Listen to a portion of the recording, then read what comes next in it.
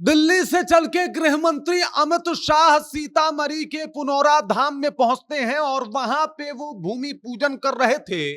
इसी दौरान नीतीश कुमार भी आते हैं, लेकिन नीतीश कुमार वहां पे बैठ नहीं पाते। हालांकि अमित शाह कोशिश करते हैं कि नीतीश कुमार को भी यहां पे बिठाया जाए, उनका आसन लगा होता है, लेकिन अफसोस नीतीश कुमार वहीं पे 4-5 राउंड ऐसे ही घूम जाते हैं और तमाम कोशिश के बाद भी जब बैठ नहीं पाते तो भाई साहब उनके लिए कुर्सी मंगानी पड़ती है। और आरजेडी अब इसी बात का बतंगर बना रही है, मतलब माहौल बना रही है कि कह रही है कि भाई साहब कैसे इंसान के हाथों में बिहार है, जरा देख लीजिए, वो तो ठीक से जमीन पे बैठ भी नहीं पाते, उनकी स्थिति अब कुछ ऐसी है। पूरी कहानी जब आपको बताएंगे तो आप भी समझ पाएंगे कि फिर से एक बार जो है वो नीतीश कुमार को आरजेडी के द्वारा जबर तरीके से घेरा जा रहा है। और दूसरी बात यह है कि नीतीश कुमार पूजा में सम्मिलित होते हैं लेकिन पूजा में बैठ नहीं पाते। आखिरकार ऐसा क्यों होता है? अमित शाह चाहते रह जाते हैं लेकिन नीतीश कुमार के लिए कुर्सी मंगानी पड़ती है, वो कुर्सी पे ही बैठते हैं। सब कुछ से आपको रूबरू कराएंगे, सब एक तस्वीरें आपको दिखाएंगे, लेकिन उससे पहले मेरा परिचय जान लीजिए। मेरा नाम है रजत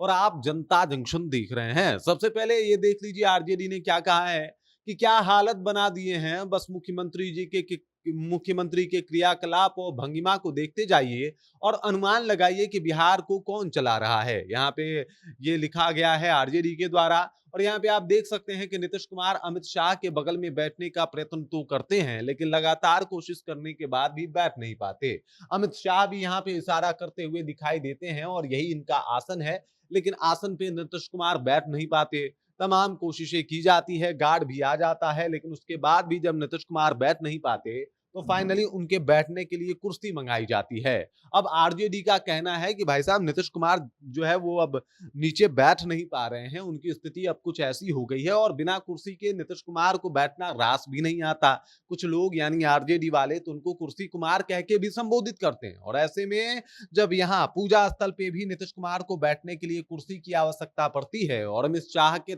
लाख चाहने के बावजूद भी नीतीश कुमार जब बैठ नहीं पाते तो अब नीतीश कुमार के ऊपर सवाल खड़ा कर रहा है आरजेडी। आरजेडी कह रहा है कि भाई क्या हालत बना दी है, बस मुख्यमंत्री जी का क्रियाकलाप और भंगिमा देखते जाइए और अनुमान लगाइए कि बिहार को कौन लोग चला रहा है। और इसके ऊपर जो है यही वीडियो डाल दिया गया है। वीडियो में 3-4 राउंड घूमते हुए नीतीश कुमार नजर आते हैं, तमाम कोशिश करते हैं बैठने का लेकिन बैठ नहीं पाते। और फिर से एक बार से नीतीश कुमार के स्वास्थ्य को लेकर सवाल आरजेडी खड़ा कर रही है कि ना जमीन पे बैठ पा रहे हैं और ना ही बैठने का प्रयास छोड़ पा रहे हैं। मतलब लगातार कोशिश करते हैं अपने तरफ से नीतीश कुमार बैठने का लेकिन बैठ नहीं पाते। और इसी वजह से अब आरजेडी फिर से एक बार हमलावर हो गई है कि भाई साहब नीतीश कुमार की अब वो स्थिति नहीं है कि भाई वो मुख्यमंत्री की कुर्सी पे बैठे। इनकी ये स्थिति हो गई है कि भाई अब इनको संन्यास ले लेना चाहिए और जो एनडीए का दूल्हा है वो एकदम से अब रिटायर्ड हो चुका है, टायर्ड हो चुका है, उसको दूर रखा जाए। और तमाम तरीके का आरोप तो हमेशा से आरजेडी लगाती ही आई है कि नीतीश कुमार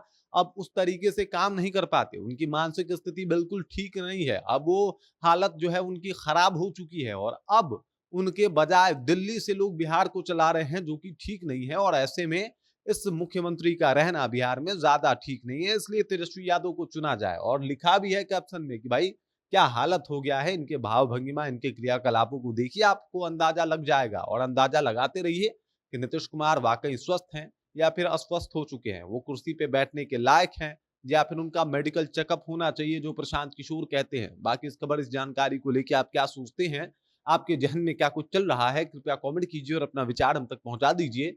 बाकी आप देख रहे हैं जनता जंक्शन, मेरा नाम रजत है।